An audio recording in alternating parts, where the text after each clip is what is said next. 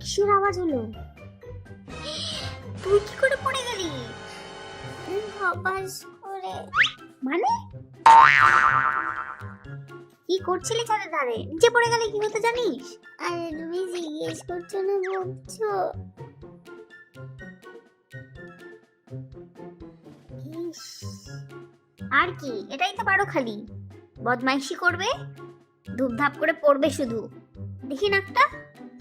ইস, কত জায়গায় ছড়েছে। আমি ইচ্ছে করে পড়েছি নাকি?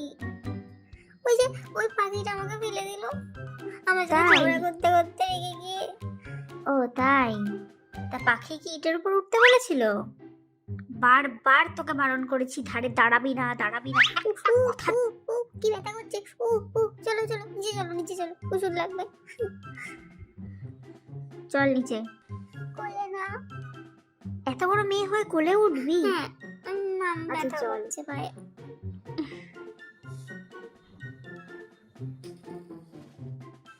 ও জ্বলছে। একটু জ্বলবে, জ্বলছে কিচ্ছু করার নেই বাবা, একটু জ্বলবে। দিয়ে দিচ্ছি আমি। তো ফু ফু।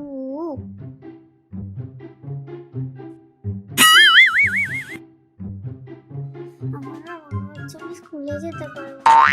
তাই নাকি? তো কেন? না না কাল না, শুধু আমার মনে হয় আমি আর এক সপ্তাহ স্কুলে আচ্ছা। যেতে পারবো না।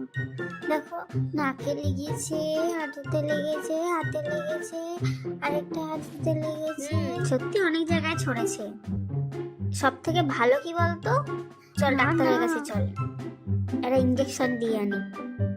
একটা কেন, একটা কেন, 1 2 3, হ্যাঁ অনেক জায়গায় ছড়েছে। চল, যত জায়গায় ছড়েছে ততগুলো না না ইঞ্জেকশন। আমি একদম ঠিক আছি। এ দেখো